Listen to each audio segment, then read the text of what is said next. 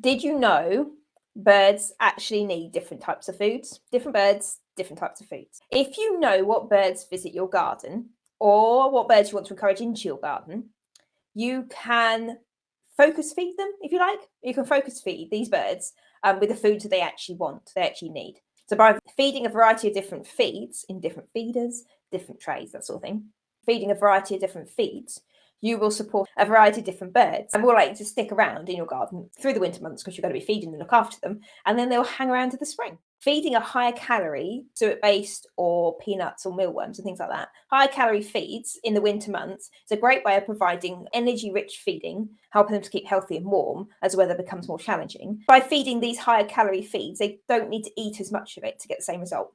But these are really only recommended for the colder months for this reason, that they provide more energy. The birds don't need this really in the spring and summer. As soon as the weather starts to warm up and there's things about insects about, you want to stop feeding them the high calorie stuff because they're not going to want to.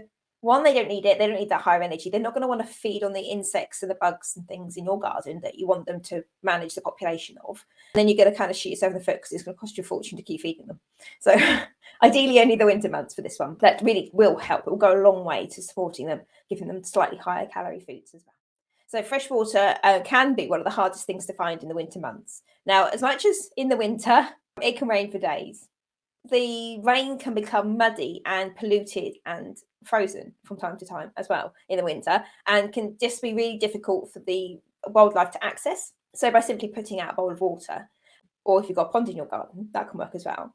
This can ensure that there's always fresh water available to the wildlife living in your garden, or the wildlife you want to encourage into your garden as well. So this really works really well. But it's vital for them. If you're feeding them or they're finding food in the wild, fresh water is a vital part of it. So if you're providing fresh water, even if you're not feeding them, it's important to them. So they will be attracted to it.